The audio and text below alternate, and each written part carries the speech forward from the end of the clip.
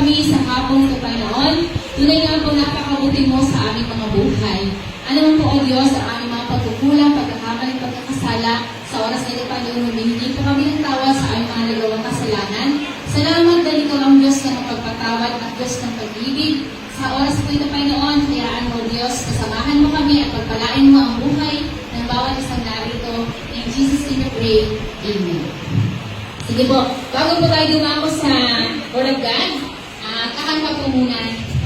I-lead po muna kayo sa aming team. Hindi na po ako mag-lead doon. Pero pwede na rin po ako sa bayan na ito po i-release.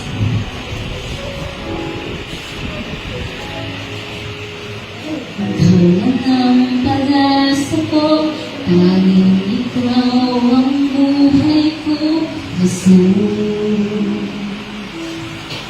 Kahit ako'y nangangamba, basta't ikaw ang kasama,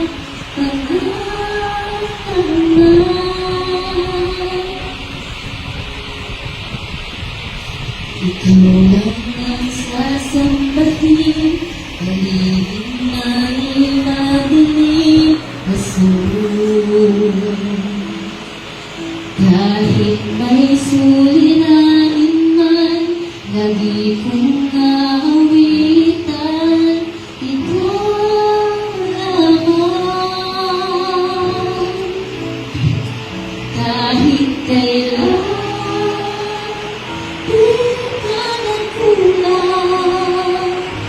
biyaya mo sa aking langit-langit, pag-ibig mo sa aking walang hanggan, inibig mo ako noon, Ama. Sige po, sa nais sumabay sa akin, sabayan niyo pa ako. Kaya't ika'y sasambahin, paligid man ay madilim, Jesus. Kahit may suliranin man, lagi kong naawitan, ikaw lamang. Kahit kailan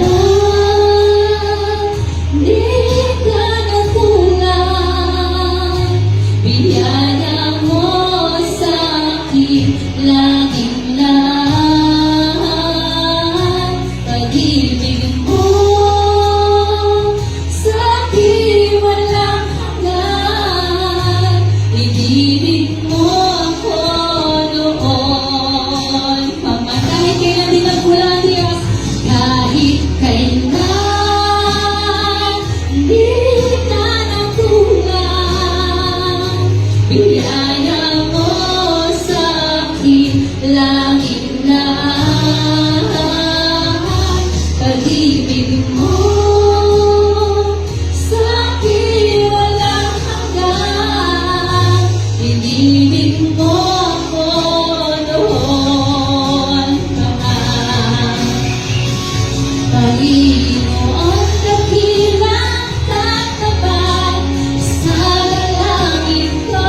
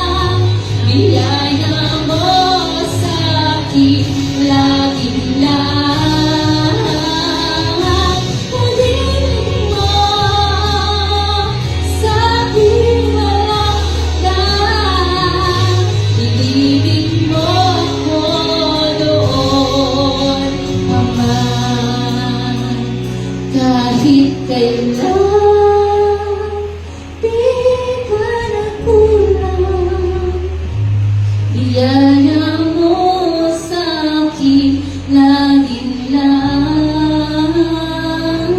Pag-ibig mo sa'kin walang hanggan. Inibig mo ako noon pa man. Inibig mo ako noon pa man. Na mali, siya po ay mag-share. Okay lang po ba? Ay saglit lang po. So, palakpakan po natin sa ating alay. So, ako po si Ana Marie Sablan Ambal, ang pangalan na anak ko. So, yung ng mga missionary, mga kapatid ko, kung saan po kami pumunta, mostly ang sponsor natin ay nasa ibang bansa, sa Amerika po. Kaya, yan ako po sa inyo, dalatan ko po sa inyo kung ano ba ang aming mission. Dahil ang mission po namin ay napipili program po kami, at kami po ay nag-evangelism through bus and jeep, at mayroon po kami kids and orphans ministry. Nag-share din po kami sa mga prison, sa mga preso, at nagkakaroon din po kami ng mga healing and deliverance, at nagkakaroon din po kami ng mga shelter sa mga homeless ministry. At may livelihood ministry po kami. Meron din po kami medical and dental vision ministry. At nagkakaroon din po kami. Nagkakaroon din po kami sa may mga problema sa pamilya, sa anak, nagkakaroon din po kami. At meron po kami online Bible teaching, nagtuturo po kami. At nag-scholarship din po kami, nag-sponsor din sa mga walang kakayahan na schooling. At nagbibigay din po kami ng mga sa mga matatanda, ng mga wheelchairs, diapers, sa mga walang asawa, nagbibigay po kami ng mga tinatawag na ayuda. Ayan. Hindi po kami mamimili ng pera sa inyo. Kami po ang magbibigay sa inyo. Sa ngayon po, mapipiling tayo. Malay niyo po, pagdating ng mga ulang buwan, mag-medical tayo. Iba-iba po. Kaya yun po yun ang aming pong ministry. Ang sabi po sa John 12:26, kung kasi naman tao ay nalilingkod sa akin, ay sumunod sa akin. At kung saan ako naroon, ay doon naman at doon ang lingkod ko. Kung kasi naman tao ay maglingkod sa akin, ay siya'y pararangalan ng Diyos Ama. Kaya yun po, tayo po muna ay mag-pray bago po tayo mag-start. Sandali lang po ito, hindi po ako ito ako ng mga ilang oras. Short lang ako. Bibigyan po natin sa iyo mga bigas. Yung po natin ang ating mga ulo. Ang magbanal na makapangyarihan sa lahat. Lumalapit po kami sa iyo, Panginoon. Dumadalanin kami sa pangalan na iyong bugtong na anak ng Jesus. At sa iyong banal na Espiritu, nakasakasama namin, Panginoon, na nagtuturo, Panginoon, at sa aming na Diyos ay nagagay, Panginoon, at nagbabago ng aming mga buhay. Panginoon, salamat po sa oras na ito. Sinabi mo sa salita mo, Panginoon, dalawa at akong natitipon sa iyong pangalan, ay naroon ka, sasamahan mo kami, Panginoon. Dalangin namin, O Diyos, sa oras na ito, ano mga kasalanan na aming nagawa, O Diyos, sa aming isip, sa kilo, sa salita at sa gawa, nagpapakumbaba kami, Panginoon, pagkabahin mo kami, Panginoon. Lord, ang sabi mo, Panginoon, na kung sino man tumawag sa pangalan ni Jesus ay kailangan ay hindi mabibigo. At sa oras na ito, tumatawag kami, Panginoon. Humihingi kami ng awa at biyayang ahaba ng mga bawat sa amin, O Diyos. Alam mo ang mga bawat ang mga pinagdadaanan ng bawat isa sa amin. Alam mo ang bawat ginawakan ng bawat isa sa amin, O Diyos. Alam namin ang Diyos namin ay Diyos ng mga imposibleng bagay, Panginoon. Pinakahawakan namin ang mga pangako mo, O Diyos. Na ikaw ang Diyos, Panginoon, na kahit buksan ang durangawan ng langit at ibusan pa sa ganang biyay at papala sa bawat buhay ng kaluluwa nandito, O Diyos. Lord, ang mga patay ng kaluluwa ay bubuhayin mo at aapoy, O Diyos. Iipuin mo ang matitigas na puso at palalambutin mo, Panginoon. At tatanggapin nila ang salita mo, O Diyos. At sila ay magpapakumbaba, O Diyos. At sila muli, Panginoon, manunubahid sa pagtanggap at pagnilikod sa iyo. Maraming salamat po, Ama. Pinupuri ka namin ng pasalamatan. Paguran mo po ang lugar na ito ng iyong makapangyarihang buhay.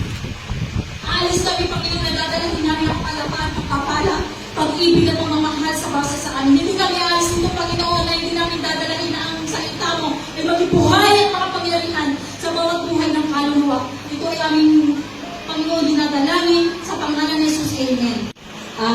I-share ko po sa inyo ang salita ng Diyos. Ang sabi ko dito, ito po ang aming ginagawa.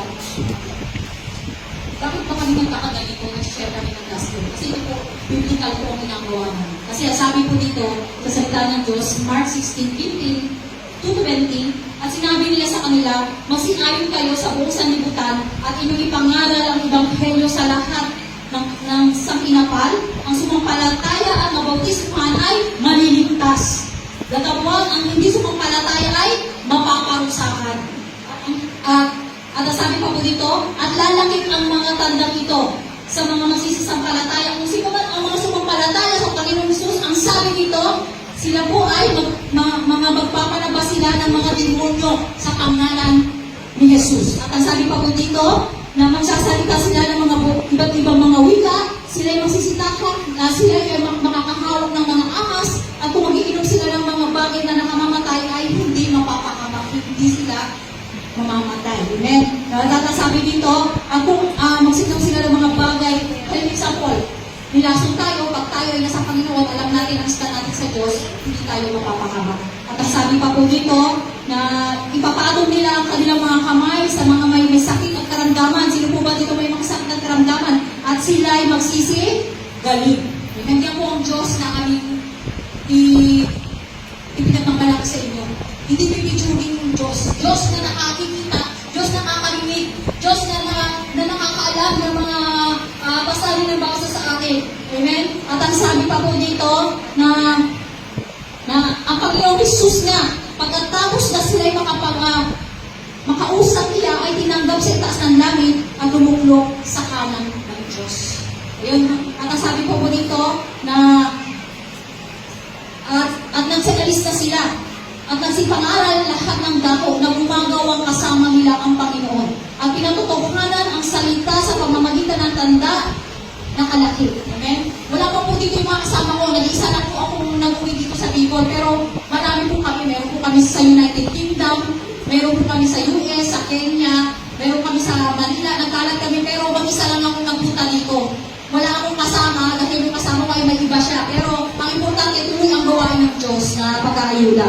At ang sabi pa po dito, ituturo ko po sa inyo na ano ba, the greatest commandment of God, ano ba yung utos ng Diyos. Ang sabi po sa Matthew chapter 22, verse 37 to 40, at sinabi sa kanya, iibigin mo ang Panginoon mong Diyos ng buong puso at ng buong kaluluwa mo at buong pag-iisip mo. Ito ang dakila at pangunang utos. At ang pangalawang katulad ay ito, iibigin mo ang iyong kapwa na gaya ng pag-ibig mo sa sarili mo. Sa dalawang utos na ito ay nauwi ang buong pautusan at ng mga propeta. Ibig sabihin, kung ang ibig sabihin po sa Biblia na yun po ay nabubuo ng dalawa na lang na utos. Ang 10 utos ay nasumary sa dalawa. Ang 1 to 5 ay ibigin mo ang Diyos ng buong puso mo, kaluluwa mo, pag-iisip mo at buhay mo. At sa 6 hanggang 10, ibigin mo ang kapwa mo gaya ng pag-ibig mo sa sarili mo. Dahil ang Diyos po ay Diyos na pag-ibig. Amen? Hindi ang Diyos natin ay hindi Diyos na pag-aaway-away, Diyos na kung saan ay mag-create ng hindi ng kaguluhan sa tahanan, sa paligid. Diyos po ng sanlibutan na tinatawag na kaaway ng Diyos, si Satanas. At ang sabi pa po dito na kami po ay naniniwala sa Diyos Ama.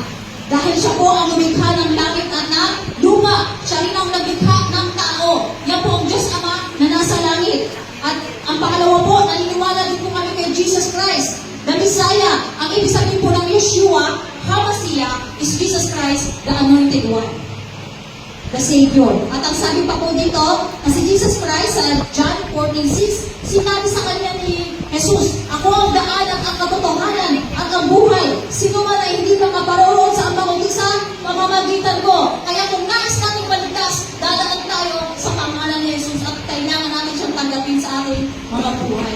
Hindi mo kaya iligtas ang anak mo. Hindi mo kaya iligtas ang buong kabahayan mo. Ang kumbaga si Kristo lang ang daan at ang katotohanan. Ang magbibigay ng kaligtasan sa iyo at sa pamilya mo. Amen? Dahil sabi dito John 14:6, ako ang daan at ang katotohanan at ang buhay. Walang makakapunta sa anak kundi sa pamamagitan ko. Amen? Hindi sa pamamagitan ng sino mang mga Diyos. Maraming Diyos po kasi. Maraming tinatawag na mga Diyos. Pero ang totoo sabi sa Biblia, si Jesus ang daan at ang katotohanan at ang buhay. Amen? Ang pamakan po na yung John 14:6, huwag po natin pakalimutan yun. At ang sabi pa po dito, at naniniwala po kami sa Holy Spirit. Sino ba ito? Ang Ang sabi po dito sa John 14:26, God's Spirit, datapwat ang mga alon sa mga tuwing bagay ang Espiritu Santo na susubuhin ng Ama sa aking pangalan. Siya ang magtuturo sa inyo ng lahat ng mga bagay at magpapaalala ng lahat ng inyong sa lahat ng aking sasabihin. Amen? May banal na Espiritu. Diyos Ama, at Diyos Anak, at Diyos Espiritu. Sila ay nagkakaisa at iisa. Amen? Kaya yun po yun. Pinaniwala ko po at naniniwala po rin po kami sa Bible. Dahil ang sabi po, ang aking pinuhugot po ay galing dito sa Bible. Ang sabi po sa 2 Timothy 3:16, ang lahat ng mga kasulatan na pinasihan ng Diyos ay mapapakinabangan din naman sa pagtuturo, sa pagsasala, sa pagsaway, sa ikatututo ng mga nasa katwiran. At sabi po dito na ang salita ng Diyos, kaya po, bakit ba tayo nasisimba? Dahil pinapakain natin ang ating soul. Hindi lang yung ating katawan, kumakain tayo ng pagkain, dahil ang tao po ay may tatlong part. The body, the soul, and the spirit. Pag kumakain tayo, pinapakain natin ang ating flesh, laman, para magkaroon tayo ng lakas sa pagtatrabaho, pero may kaluluwa tayo na kailangan kumain. At ang lakas niya ay salita ng Diyos. Kaya man tayo ay nagsisimba, di ba po? Dahil kailangan hindi lang natin kasi sa mundo nito ay walang katiyakan ng ating mga buhay. Kamusta po ang kaluluwa natin? Amen? Kaya yun po ang pag-aaralan po natin, naniniwala kami sa Bible. Dahil ito po ay salita ng Diyos. At sabi nga, the Word of God, absolute truth. All Scripture, God, great and useful to teaching, for training, rebuking, and correcting. Sabi ng salita ng Diyos ay siyang nagbibigay ng buhay. Dahil ang Diyos, the Word of God is God. Amen? Si Jesus Christ. At sabi ko po dito, kami po ay naligtas dahil sa biyaya ng Diyos. We are all saved by the grace of God. Ang sabi po dito sa Ephesians 2:8, gift of God, regalo ng Diyos. Sapagkat sa biyaya, kayo'y nangaligtas sa pamamagitan ng pananampalataya. At hindi ito sa inyong sarili. Ito'y kaloob ng Diyos. Ang ipinapakita ko dito, hindi natin kailangan magpakihirap na yung example. Gagawa tayo ng mabuting gawa para masave tayo. Hindi po ang batayan ng kaligtasan. Ang batayan ng kaligtasan ay sumampalataya tayo sa Panginoong Jesucristo at maliligtas tayo. Amen? Na kung gagawa tayo ng sabi niya, ay babawin ako. Gagawa ako ng kabutihan. Hindi po yun. Sabi dito, sa Ephesians 2:8, hindi sa inyong mabubuting gawa. Kaya nga diba sabi, dahil si Kristo ang daan, ibig sabihin, yun po ang gusto ng Diyos, na hindi tayo nagmamalaki sa Kanya. Kasi kung sa mabubuti lamang na gawa ang magbatayan para maligtas ang tao, lugi tayo sa mayayaman. Kasi kung mag-donate sila sa mga simbahan, malalaking pera, di ba? Kung yun ang batayan ng kaligtasan, pero praise God, hindi po yun ang batayan ng kaligtasan. Kundi ang sumampalataya ka lang sa Panginoong Jesucristo at tanggapin siya sa buhay mo, maliligtas ka na. Ito ay regalo. Amen? Regalo. Pag sinabing regalo, hindi mo papapakura, tatanggapin mo lang. Magsisisi ka lang, tatanggapin mo lang siya at ibibigay niya ang kaligtasan. Amen? Kaya yung po ang sabi po doon. At ang sabi pa po dito na kasi kung maniniwala po tayo si Kristo ay namatay at nabuhay, maliligtas ka. Yan po ang purpose, di ba?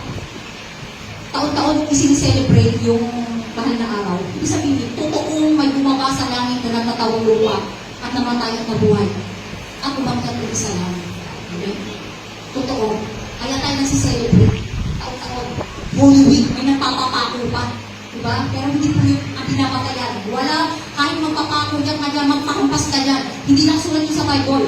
Ang sabi dito, tanggapin mo lang si Jesus Christ sa buhay ko, ay maliligtas ka. Diba? At ang sabi pa po dito, ito po ay kailangan mo sabihin sa inyo. Sandali lang po ito, patapos na po tayo. Ang sabi pa po dito na may question po akong iiwan sa inyo.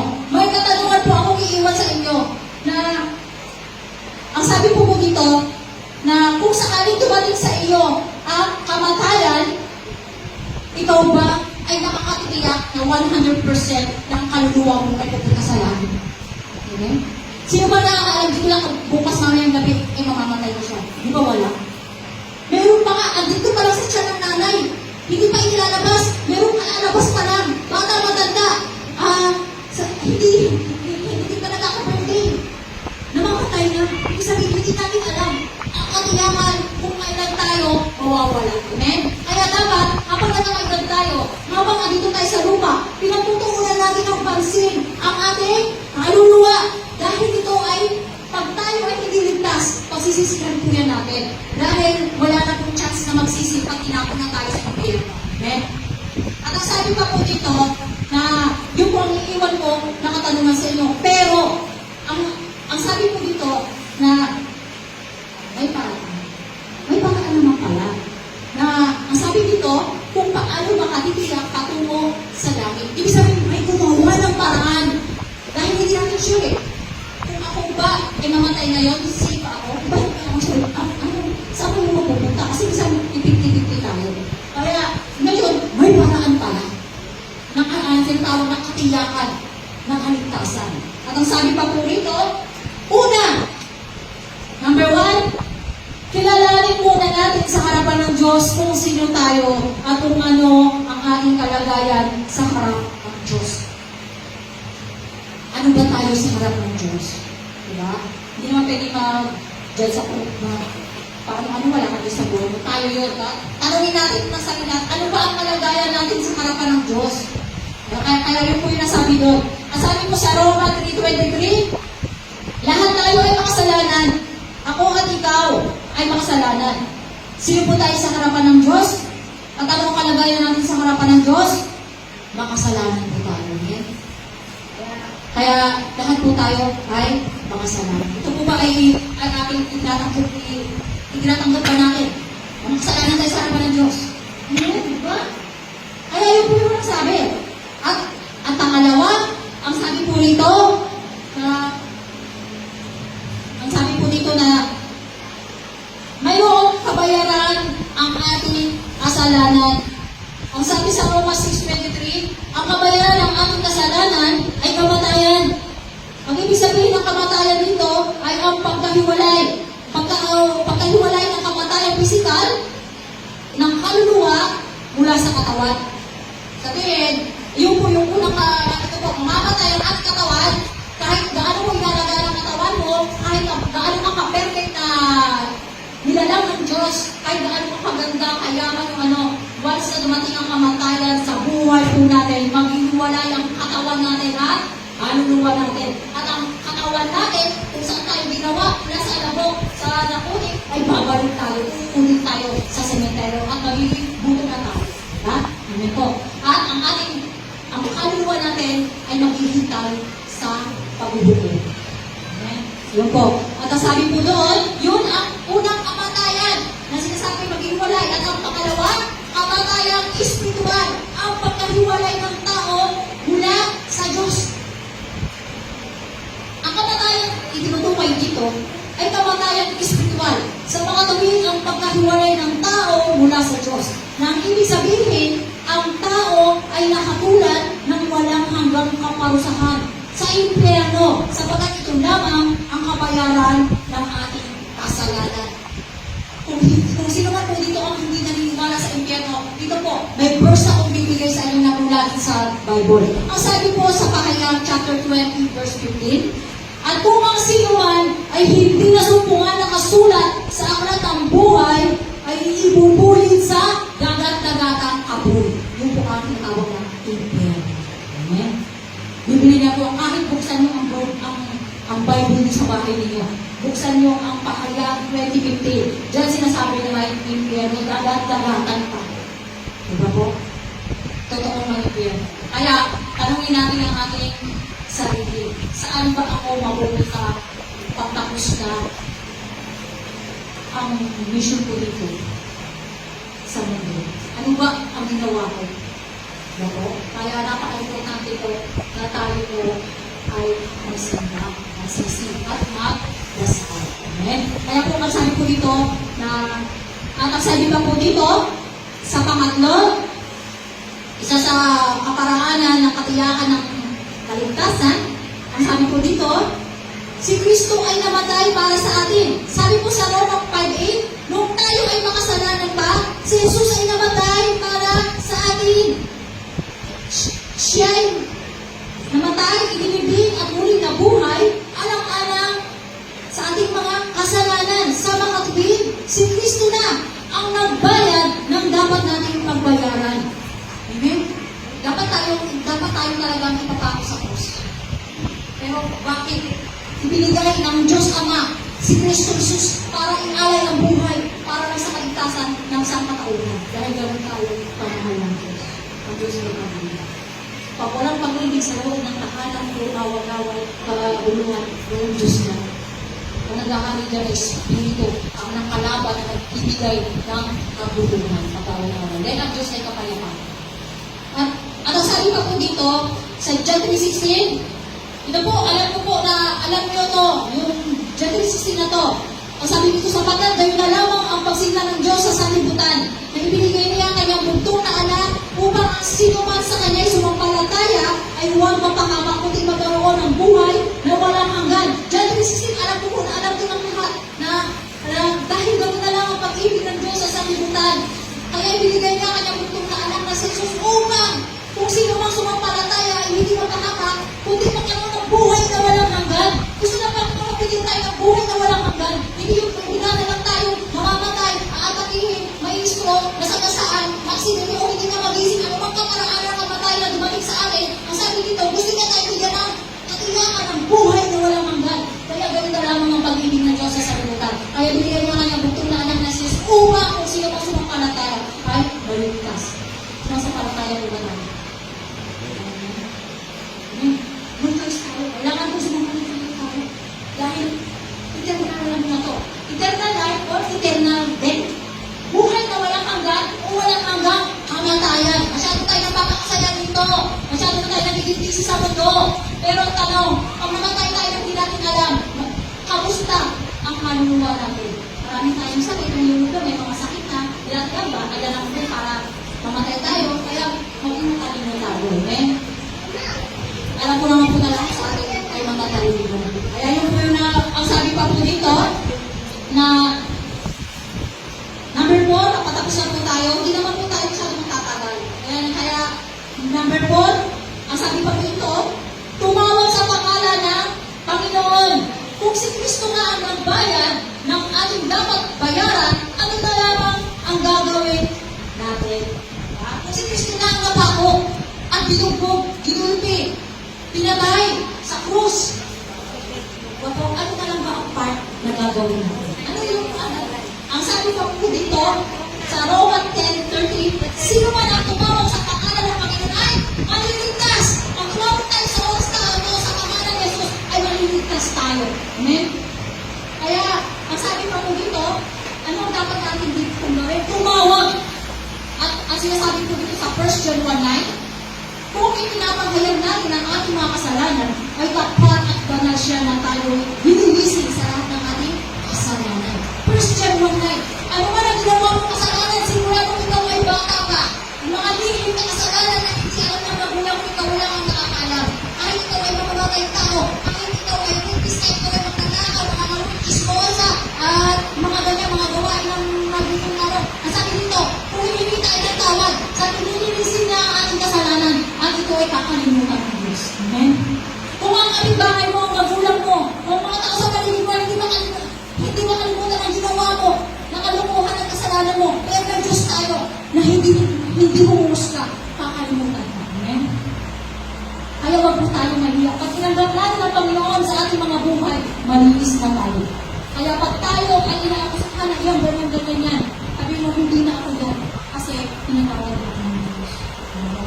At ako ay babaluin ng Diyos. Dahil wala ng Diyos. Wala yung ng Diyos. Kaya yun po yun yung banal. At ang sabi pa po dito, number 5, pagtawag sa Panginoon. Paano tayo tumawag sa Panginoon? Ang sabi sa Roma 10:9, kung ipapahayag natin sa ating bibig at paniniwalaan natin mula sa ating bibig at paniniwalaan natin mula sa ating puso na si Kristo ay binuhay sa mga patay, tayo ay maliligtas. Kaya, alam po natin kayo po ay naniniwala sa mga kinakabalan. Kaya, confident na po tayo sa mga kasi kung hindi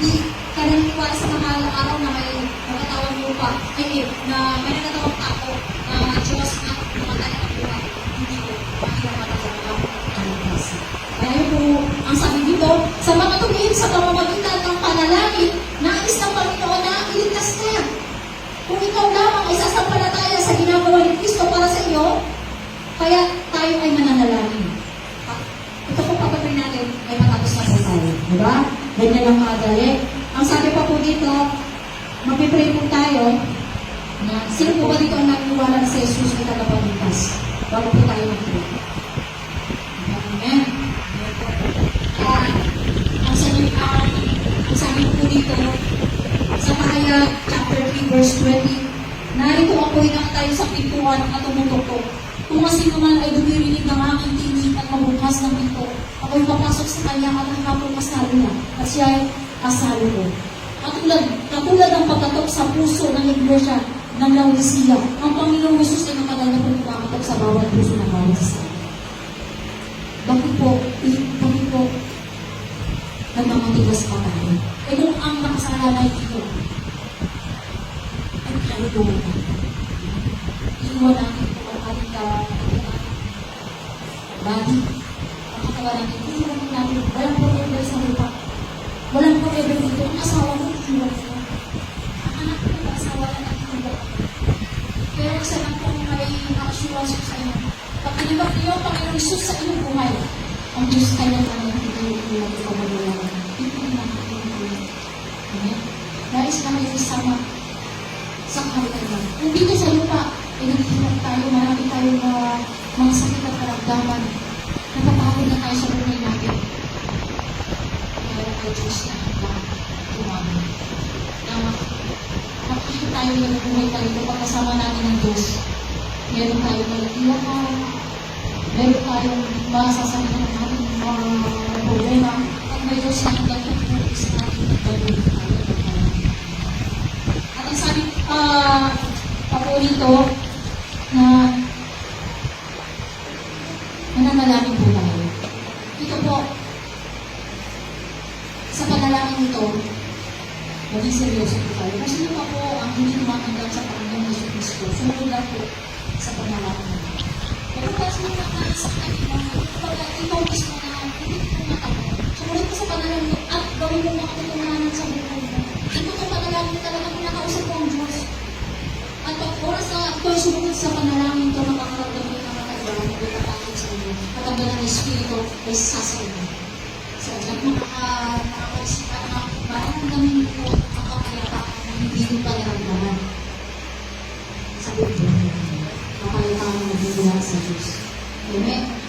At ito po, sumunod po tayo sa panalangin na ito.